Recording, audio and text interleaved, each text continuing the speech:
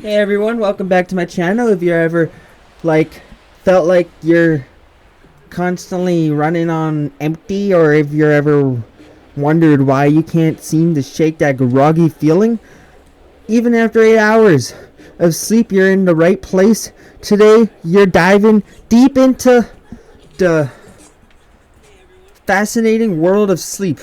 Not just the basic, but the hidden truth that most people don't know about. Whoa, shit. By the end, just fall asleep right there. Can you imagine? But by the end of this video, you'll understand why your sleep might be subordinating. Choose too big of words for myself to even read. Damn, I'm stupid, I guess. I'm not stupid. Everyone's smart, man. We're all smart. But okay, back to the writing. Your health, and more importantly, how to actually fix it. The sleep paradox. Let me start with something that might surprise you. Most people think you're going to get enough sleep, but they're actually not. Here's the shocking statistics. About 35% of adults in the United States get less than 7 hours of sleep per night. And that's not even counting the quality of sleep, but here's the twist. It's not just about the hours you spend in bed. You'll see we're living in a world where we're constantly being told to sleep more. Sleep more, right? Everyone's like, sleep more, man. Help you out. But what we're not told is that sleep is a complex biological process that goes far beyond just closing your eyes. Your brain is actually working incredibly hard during sleep, processing memories, clearing toxins, and rebuilding your immune system. And if you're not getting quality sleep, you're not getting any of that. You just don't get anything if it's not good quality. I don't know why you're telling me to use it when you're using it. What? I'm using I'm not using it. The myth of the 8-hour sleep. 2 to 4 hours. Now let's talk about the 8-hour sleep myth. We've all heard it. Sleep 8 hours a night and you'll be fine. But here's what science actually shows. The average person needs between 7 to 9 hours of sleep, but that's not the whole story. The timing matters more than the quality. Research from the University of California, Bachelor, found that people who go to bed between 10 p.m. and 11 p.m. constantly performed better on cognitive tasks than those who went to bed later, even if it's designed to align with natural light cycles. When you stay up late, you're fighting against your biologically, which leads to sleep that's less restorative. Man, I need to get some words that a gangster could read, because these words are not for gangsters. But well, what are you gonna do about it, man? No, restorative.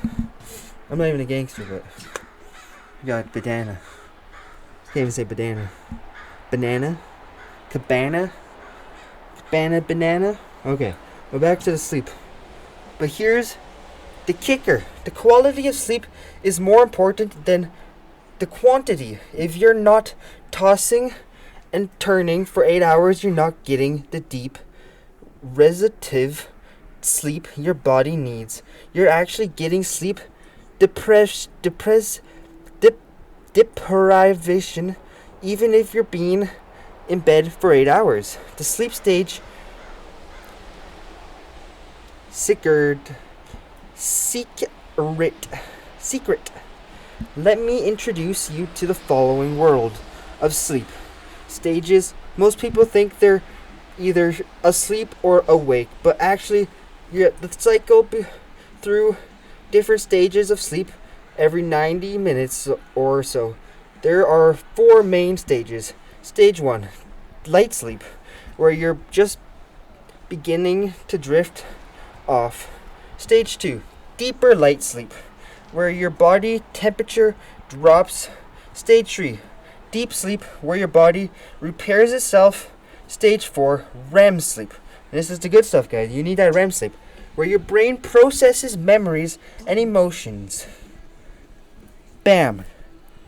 The things that make you who you are. Memories and emotions. Everything you know and like everything you feel is processed in REM sleep. And you don't get to feel your emotions and everything. They all get processed. Then you get too much stuck in your head all at once. And then you don't even know what you're feeling anymore because there's so much in your head at once. You don't know what you feel. And you're just going to go crazy. You'll snap at everyone. You'll be like, and go crazy. And it's because you're not getting REM sleep.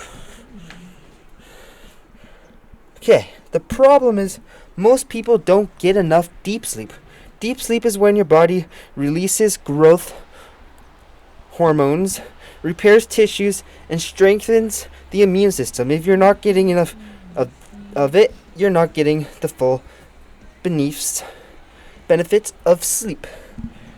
Here's where it gets interesting.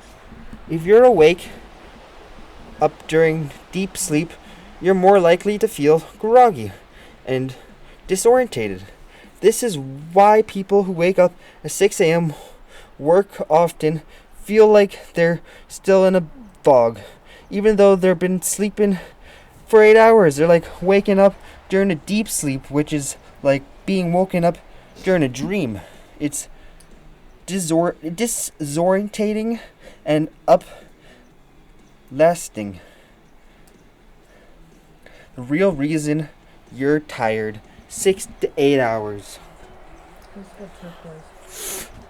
Now, let's talk about what's really keeping you tired. It's not just the lack of sleep, it's the quality of sleep. And here's the top 5 things that are sabotaging your sleep right now. Okay, ready? First, blue light exposure. Your phone, your tablet, your computer, they all emulate blue light. That surprises melatonin and hormones that make you sleep even if you're not looking at your phone. Just having it in the room can disorientate your sleep cycle. Second, caffeine timing.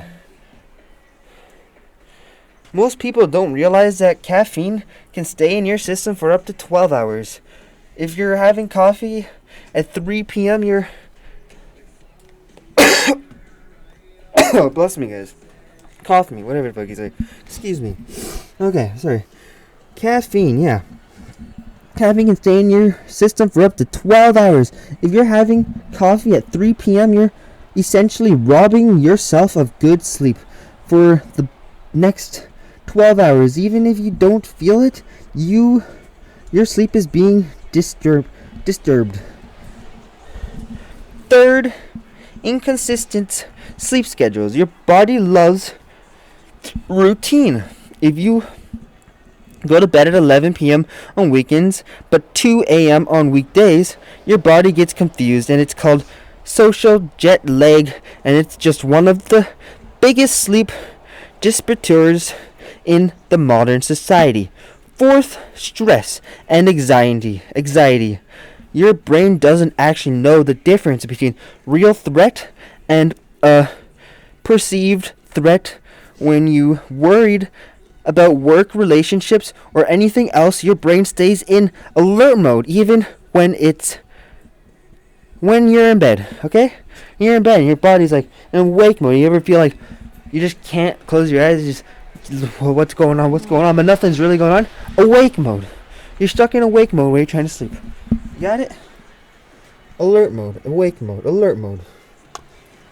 Fifth, your sleep environment, temperature, noise, lighting, all of these factors can impact your sleep quality.